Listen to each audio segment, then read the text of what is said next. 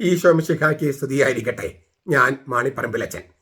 Marian ധ്യാനം 161 episode. പരിശുദ്ധ മറിയമേ, അതാണ് നമ്മൾ കഴിഞ്ഞ ക്ലാസ്സിൽ കണ്ടത്. പരിശുദ്ധ മറിയമേ, തമ്പുരാൻ്റെ അമ്മേ. മരിയസ്തുതിയുടെ രണ്ടാമത്തെ ഭാഗം.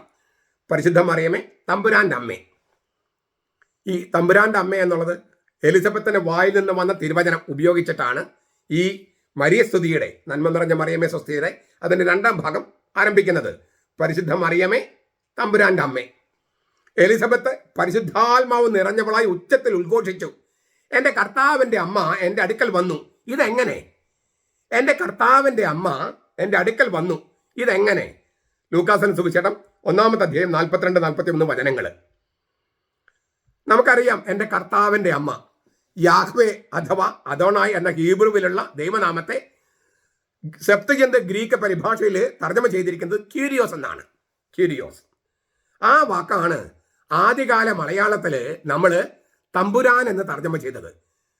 യാഹ്വേ അല്ലെങ്കിൽ അദോണായ് എന്ന് ഹീബ്രു, അത് ഗ്രീക്കിൽ ക്യൂരിയോസ്. നമ്മൾ ദ്രാവിഡ ഭാഷയായിരുന്നു മുമ്പ് നമുക്ക് കൂടുതൽ പരിചയം. അപ്പോൾ തമ്പുരാൻ എന്നാണ് പറഞ്ഞിരുന്നത്, തമ്പുരാൻ. അപ്പോൾ തമ്പുരാൻ്റെ അമ്മേ. ഈ പ്രാർത്ഥന തന്നെ വളരെ ഈ മരിയസ്തുതി, നമ്മൾ ചൊല്ലുന്ന മരിയസ്തുതി കർത്താവിൻ്റെ അമ്മ എന്ന് അതിന് പകരം നമ്മൾ തമ്പുരാൻ്റെ അമ്മ എന്നാണ് പറയണേ. പരിശുദ്ധ മറിയമേ, തമ്പുരാൻ്റെ അമ്മേ. തമ്പുരാൻ എന്നുള്ളതൊരു ഒരു ദ്രാവിഡ വാക്കാണ്. ആ പ്രാർത്ഥന അത്രമാത്രം പ്രാചീനമുള്ളതാണെന്ന് തെളിയുന്നു. ഞാൻ കഴിഞ്ഞ ദിവസം പറഞ്ഞു, ഈശോ എന്നാണ് നമ്മളെ പ്രാർത്ഥന ഉപയോഗിക്കുന്നത്. അത് സുറിയാനി കത്തോലിക്കൽ ഉപയോഗിക്കുന്ന വാക്കാണ് ഈശോ. അപ്പോൾ ഈ പ്രാർത്ഥന രൂപപ്പെടുത്തിയത്, മലയാളത്തിൽ രൂപപ്പെടുത്തിയത് ഒരു പൗരത്വ സുറിയാനിയിൽപ്പെട്ട ആളാണ് എന്ന് ഞാൻ പറയുണ്ടായി. അതുപോലെ തന്നെ തമ്പുരാൻ എന്ന വാക്ക്, തമ്പുരാൻ്റെ അമ്മ എന്നുള്ളത് ദ്രാവിഡ ഭാഷയായതുകൊണ്ട് തന്നെ വളരെ പ്രാചീനമായ ഒരു പ്രാർത്ഥനയാണിതെന്ന് തെളിയാണ്. ദ്രാവിഡ ധാതുവിൽ നിന്ന് തമിഴിലും, പിന്നെ തമിഴും ദ്രാവിഡും ചേർന്നിട്ട് മലയാളത്തിലും ഒക്കെ ഈ വാക്ക് ഉപയോഗിക്കാൻ തുടങ്ങി. തമ്പുരാൻ. തം എന്ന വാക്ക്, തം സ്വന്തം എന്നാണ് അർത്ഥം. തം എന്ന് പറഞ്ഞാൽ തം സ്വന്തം, അവരുടെ സ്വന്തം എന്നാണ് ശരിക്ക്, അവരുടെ സ്വന്തം. പിരാൻ എന്നതിന് കർത്താവ്, ദൈവം, നാഥൻ, രാജാവ് എന്നൊക്കെ അർത്ഥമുണ്ട്. തൻ പിരാൻ ആണ് തമ്പുരാനായത്. തം പിരാൻ, തം പ്ലസ് പിരാൻ. അപ്പോൾ തൻ പിരാൻ, അത് പറഞ്ഞ് തമ്പുരാൻ ആയി. അവരുടെ സ്വന്തം കർത്താവ് എന്നോ ഞങ്ങളുടെ സ്വന്തം കർത്താവ് എന്നോ അതിനർത്ഥം. പിരാൻ എന്നതിന് കർത്താവ്, ദൈവം, നാഥൻ, രാജാവ് അങ്ങനെയൊക്കെ അർത്ഥമുണ്ട്. അപ്പോൾ തമ്പുരാൻ എന്നതിന് അവരുടെ സ്വന്തം കർത്താവ് എന്നോ ഞങ്ങളുടെ സ്വന്തം ദൈവം എന്നോ ഞങ്ങളുടെ സ്വന്തം നാഥൻ എന്നോ ഒക്കെ തമ്പുരാൻ അർത്ഥം.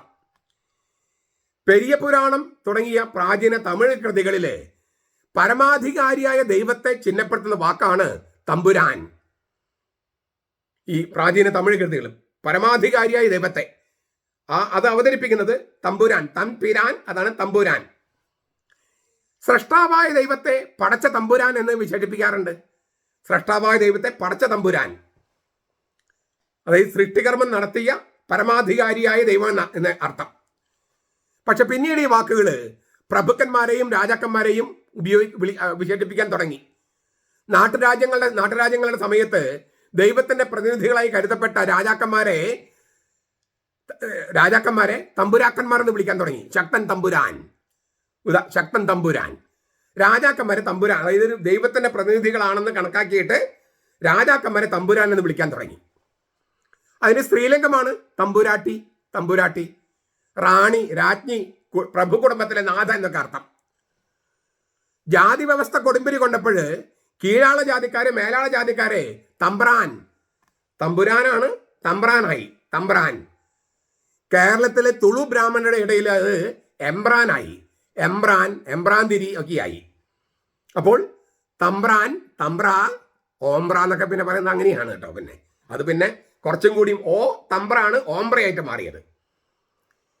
ഈ സമൂഹ മാധ്യമങ്ങളും പിന്നെ ചില ചലനചിത്രങ്ങളൊക്കെ ലൂസിഫറിന്റെ രണ്ടാം ഭാഗമായിട്ട് വന്ന ചലനചിത്രങ്ങളൊക്കെ വന്നു കഴിഞ്ഞപ്പോൾ എൻ പുരാൻ എന്ന് ഉപയോഗിക്കാൻ തുടങ്ങി. എൻ പിരാനാണ് എംപുരാൻ, എൻ്റെ കർത്താവ് നായി.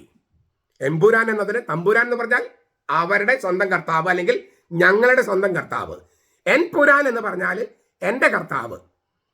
അതിപ്പോൾ ഈ സിനിമയൊക്കെ വന്നു കഴിഞ്ഞപ്പോൾ, എമ്പുരാൻ സിനിമയൊക്കെ വന്നപ്പോൾ ആ വാക്കിന് വലിയ ലോകപ്രിയതയുണ്ടായി. പിന്നെ പുതിയൊരു വ്യാഖ്യാനം ഈ തിരക്കഥാകൃത്ത്, അദ്ദേഹത്തിൻ്റെ പേര് മുരളി ഗോപി അല്ലേ, അദ്ദേഹം കൊടുക്കുകയും ചെയ്തു. രാജാവിനേക്കാൾ ഉയർന്നവനും ദൈവത്തെക്കാൾ താഴ്ന്നവനുമായ ഒരാളാണ് എൻപുരാൻ എന്ന്. അത് അദ്ദേഹം നൽകിയൊരു വ്യാഖ്യാന. എൻപുരാൻ എന്നതിന് എൻ്റെ കർത്താവ് എന്നാണ് അർത്ഥം. എൻപുരാൻ എന്നതിന് എൻ്റെ കർത്താവ് എന്നാണ് അർത്ഥം. ഗ്രീക്കില് ക്യൂരിയോസ് എന്നാണ് പറഞ്ഞല്ലോ, ക്യൂറോസ് എന്നാണ് അതിൻ്റെ ധാതു. ക്യൂറോസ് എന്നതിന് പരമാധികാരം എന്നാണ് അർത്ഥം.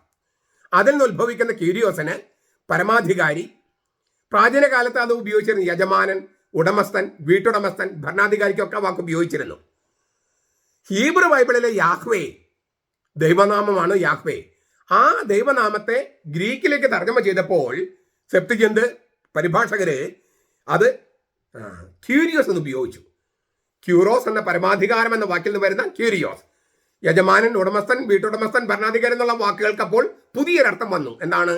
ദൈവം, സ്രഷ്ടാവായ ദൈവം. അവൻ ഉടമ്പടി ഉണ്ടാക്കി. ആരുമായി? ഇസ്രായേലിനുമായി. അവൻ എന്നിട്ട് ആ ഉടമ്പടിയുടെ ഒരു ഭാഗമായിട്ട് തൻ്റെ നാമം വെളിപ്പെടുത്തി അവർക്ക് യാഹ്വേ എന്നാണെന്ന്. അപ്പോൾ ആ യാഹ്വേ എന്ന നാമത്തിൻ്റെ അർത്ഥം ഞാനായിരിക്കുന്നത് നിങ്ങൾക്ക് വേണ്ടിയാണ്, ഞാനായിരിക്കും നിനക്ക് വേണ്ടിയാണ്. അതാണ് യാഹ്വേ എന്ന വാക്കിൻ്റെ ഏറ്റവും നല്ല അർത്ഥം. തർജ്ജമ ഞാനാണ് എന്നതിനേക്കാൾ ഞാനായിരിക്കുന്നത് നിനക്ക് വേണ്ടിയാണെന്നാണ് ശരിക്കും അതിൻ്റെ കുറച്ചും കൂടി നല്ല തർജ്ജമ. അപ്പോൾ സ്രഷ്ടാവായ തമ്പുരാൻ, പടച്ച തമ്പുരാൻ ഇസ്രായേലിനുമായി ഉടമ്പടിയിൽ ഏർപ്പെട്ട് അവർക്ക് വേണ്ടിയായിരിക്കുന്ന ദൈവമാണ്. ഞാനായിരിക്കുന്നത്, ഞാൻ ദൈവമായിരിക്കുന്നത് നിങ്ങൾക്ക് വേണ്ടിയാണ് എന്ന് വെളിപ്പെടുത്തിയത് ഈ യാഹ്വേ എന്ന നാമത്തിലൂടെയാണ്. അതിന് ചേർന്ന വാക്ക് ഈ ക്യൂരിയോസ് എന്നാണെന്ന്. അതായത് യജമാനനും ഉടമസ്ഥനും വീട്ടുടമസ്ഥനും ഭരണാധികാരിയുമായ ദൈവം, അവൻ ദൈവമായിരിക്കുന്നത് ആരുമായിട്ട് ഉടമ്പടി ഉണ്ടാക്കിയോ ആ ദൈവജനത്തിന് വേണ്ടിയാണ്. അതിനാണ് യാഹ്വേ എന്ന നാമം കൊടുത്തത്. അപ്പോൾ ഇവർ ക്യൂരിയോസ് എന്ന വാക്കുകൊണ്ട് അതിനെ തർജ്ജമ ചെയ്തു. പഴയ സെപ്റ്റുജിന്റ് ബൈബിളിൽ 7000 പ്രാവശ്യമാണ് ആ വാക്ക് ഉപയോഗിച്ചിരിക്കുന്നത്. 7000 പ്രാവശ്യം. ഒന്ന് ആലോചിച്ച് നോക്കിയാൽ, അപ്പം എന്ന വാക്ക് പോലും 1000-ലധികം പ്രാവശ്യം ഉപയോഗിച്ചിട്ടുള്ളൂ. 7000 പ്രാവശ്യമാണ് ഈ വാക്ക് ഉപയോഗിച്ചിരിക്കുന്നത് സെപ്റ്റുജിന്റിൽ. പുതിയ നിയമത്തിൽ ദൈവപിതാവിനെ സൂചിപ്പിക്കാനും പുത്രനമ്പനാനെ സൂചിപ്പിക്കാനുമായിട്ട് പുതിയ നിയമം ഈ വാക്ക് ക്യൂരിയോസ് എന്ന വാക്ക് 740 പ്രാവശ്യം ഉപയോഗിച്ചിട്ടുണ്ട്. പഴയ നിയമത്തിൽ 7000 പ്രാവശ്യം ദൈവപിതാവിനെ ഉദ്ദേശിച്ച് ഉപയോഗിച്ചിട്ടുണ്ടെങ്കിൽ അപൂർവം ചില സ്ഥലത്ത് അത് മറ്റുള്ളവർക്ക് വേണ്ടി ഉപയോഗിച്ചിട്ടുണ്ട്. പക്ഷെ ദൈവപിതാവിനെ സൂചിപ്പിച്ചുകൊണ്ടാണ് ക്യൂരിയോസ്. ആ വാക്ക് 7000 പ്രാവശ്യം പഴയ നിയമത്തിൽ ഉപയോഗിച്ചെങ്കിൽ പുതിയ നിയമത്തിൽ ദൈവപിതാവിനെ സൂചിപ്പിക്കാനും പുത്രനമ്പനെ സൂചിപ്പിക്കാനും 740 പ്രാവശ്യം ഉപയോഗിച്ചിട്ടുണ്ട്. അപ്പൊ തമ്പുരാന്റെ അമ്മ എന്നുള്ള ഉപയോഗിച്ചതിന്റെ അർത്ഥം ഞാൻ ഈ പറഞ്ഞു വരുന്നത്. ഇപ്പൊ നമ്മൾ കർത്താവ് എന്ന വാക്കാണ് ഉപയോഗിക്കുന്നത്. ദ്രാവിഡ ഭാഷ ഉപയോഗിച്ച് സംസ്കൃതത്തിലേക്ക് പോയി കർത്താവ്. കർ എന്ന് പറഞ്ഞാൽ സംസ്കൃതത്തിൽ ചെയ്യുക. കർത്തൃ ചെയ്യുന്നവൻ, കർത്താവ് ചെയ്യുന്നവൻ, പ്രവൃത്തി ചെയ്യുന്നവൻ, സൃഷ്ടി ചെയ്യുന്നവൻ എന്നൊക്കെയാണ് അതിനർത്ഥം. എന്തെങ്കിലും ചെയ്യുന്നവൻ. അപ്പോൾ സ്രഷ്ടാവ് എന്ന അർത്ഥത്തിലാണ് ഉപയോഗിക്കുന്നത്. കർത്തൃ, കർത്താവ്, സൃഷ്ടി ചെയ്യുന്നവൻ, പ്രവൃത്തി ചെയ്യുന്നവൻ, സൃഷ്ടിക്കുന്നവൻ. അപ്പോൾ ഉടമസ്ഥൻ, യജമാനൻ, സ്രഷ്ടാവ്, കാര്യനിർവാഹകൻ എന്നെല്ലാം ഈ കർത്താവ് എന്ന വാക്കിന് അർത്ഥം കിട്ടുകയാണ്.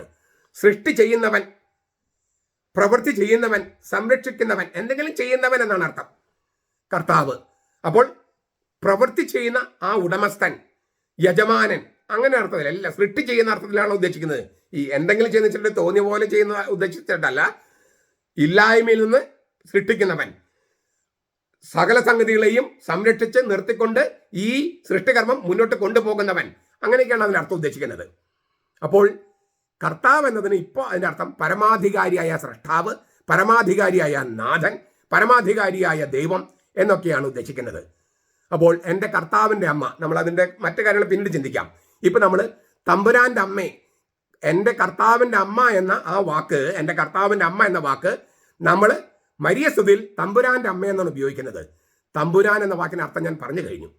തമ്പുരാൻ, ഞങ്ങളുടെ സ്വന്തം കർത്താവ്, ഞങ്ങളുടെ സ്വന്തം കർത്താവിൻ്റെ അമ്മ എന്നാണ്. എൻ്റെ കർത്താവിൻ്റെ അമ്മ എൻ്റെ അടുക്കൽ വന്നു, ഇത് എങ്ങനെയെന്നാണ് എലിസബത്ത് ചോദിച്ചത്. എൻ്റെ കർത്താവിൻ്റെ അമ്മ, നമ്മളത് ദ്രാവിഡ ഭാഷയിൽ പറയാണ് എൻ്റെ തമ്പുരാൻ്റെ അമ്മ, ഞങ്ങളുടെ സ്വന്തം കർത്താവിൻ്റെ അമ്മ. ഞങ്ങളുടെ സ്വന്തം കർത്താവിൻ്റെ അമ്മ. മറ്റുള്ളവർ പറയുകയാണെങ്കിൽ അവരുടെ സ്വന്തം കർത്താവിൻ്റെ അമ്മ. അതാണ് മറിയത്തെ വിളിക്കുന്നത്. ഞങ്ങളുടെ ഇല്ലേ, പരിശുദ്ധ മറിയമേ, തമ്പുരാൻ്റെ അമ്മേ, ഞങ്ങളുടെ സ്വന്തം യജമാനന്റെ, ഉടമസ്ഥന്റെ, സ്രഷ്ടാവിൻ്റെ അമ്മയെന്നാണ്. തമ്പുരാൻ എന്ന വാക്കിന്റെ അർത്ഥം ഞാൻ പറഞ്ഞു കഴിഞ്ഞല്ലോ. അപ്പോൾ എത്രയും മനോഹരമായൊരു വാക്കാണ് ഈ തമ്പുരാന്റെ അമ്മ. ദ്രാവിഡ ഭാഷയിൽ, സംസ്കൃതത്തിൽ കർത്താവിൻ്റെ അമ്മ, ദ്രാവിഡ ഭാഷയിൽ തമ്പുരാന്റെ അമ്മ. അത് ക്യൂരിയോസ് എന്നാണ് ഗ്രീക്ക്, പഴയ നിയമത്തിൽ അദോണി എന്നാണൊക്കെ നമ്മൾ കണ്ടു കഴിഞ്ഞു. ഇത് നമ്മൾ പല പ്രാവശ്യം ധ്യാനിച്ചിട്ടുള്ളതാണ്. പക്ഷെ തമ്പുരാന്റെ അമ്മ എന്നുള്ള ആ ഡയമെൻഷൻ നമ്മൾ മുമ്പ് ചർച്ച ചെയ്തിട്ടില്ല. അത് നമ്മളിപ്പോഴാണ് ആദ്യമായിട്ട് ചർച്ച ചെയ്യുന്നത്. നിങ്ങൾ ഈ പ്രാർത്ഥന, ഈ ജപമാല പ്രാർത്ഥന ഒരുപാട് പേര് ചൊല്ലുന്നുണ്ടല്ലോ. ഈ ചൊല്ലുമ്പോൾ ഈ പ്രാർത്ഥന അർത്ഥം കൂടി അറിയാൻ നമ്മൾ ശ്രമിക്കണം. ശ്രമിച്ചാൽ മാത്രം പോരാ, ഈ മറിയത്തെ സ്നേഹിക്കുന്ന സകലരോടും നിങ്ങളിത് പറയണം. തിരുവചന ജപമാല എന്ന പുസ്തകം നിങ്ങൾ പ്രചരിപ്പിക്കണം. തെയ്യത്തോക്സന്റെ വചനക്കൊന്താന്ന് പറഞ്ഞിട്ട് ഞാൻ എഴുതിയിരിക്കുന്ന ഒരു പ്രാർത്ഥനാ പുസ്തകമുണ്ട്. ഇത് പ്രചരിപ്പിക്കണം. അങ്ങനെ തിരുവചനത്തിൽ ആറാടി നിൽക്കുന്നതാണ് മരിയ ഭക്തി എന്ന് ലോകത്തോട് മുഴുവൻ പ്രഖ്യാപിക്കണം. നമ്മളോടും പ്രഖ്യാപിക്കണം, സഭയിൽ നിന്ന് വിട്ടുപോയവരും പ്രഖ്യാപിക്കണം, ലോകത്തോട് മുഴുവൻ പ്രഖ്യാപിക്കണം. അത് സുവിശേഷ പ്രഘോഷണമാണ്. കാരണം തിരുവചനത്തിലാണ് ഇതൊക്കെ വെളിപ്പെടുത്തിയിരിക്കുന്നത്. എൻ്റെ കർത്താവിൻ്റെ അമ്മ എൻ്റെ അടുക്കൽ വന്നു. ഇതെങ്ങനെ സംഭവിച്ചുവെന്ന് എലിസബത്ത് വിസ്മയത്തോടു കൂടി ചോദിച്ചതുപോലെ നമ്മൾ പറയാണ്, ഞങ്ങളുടെ കർത്താവിൻ്റെ അമ്മ, ഞങ്ങളുടെ തമ്പുരാൻ്റെ അമ്മ, ഞങ്ങളുടെ സ്വന്തം തമ്പുരാൻ്റെ അമ്മ. അതാണ് മറിയം. അത്രയും സ്നേഹത്തോടു കൂടി അവിടെ വിളിക്കാനും ആ സ്നേഹം മറ്റുള്ളവരോട് മുഴുവൻ പറയാനും നമുക്ക് സാധിക്കട്ടെ. നമ്മുടെ കർത്താവ് ഈശോ മിശിഹായുടെ കൃപയും പിതാവായ ദൈവത്തിൻ്റെ സ്നേഹവും പരിശുദ്ധാത്മാവിന്റെ സഹവാസവും നാം എല്ലാവരോടും കൂടി ഉണ്ടായിരിക്കട്ടെ, ഇപ്പോഴും എപ്പോഴും എന്നേക്കും. ആമേൻ.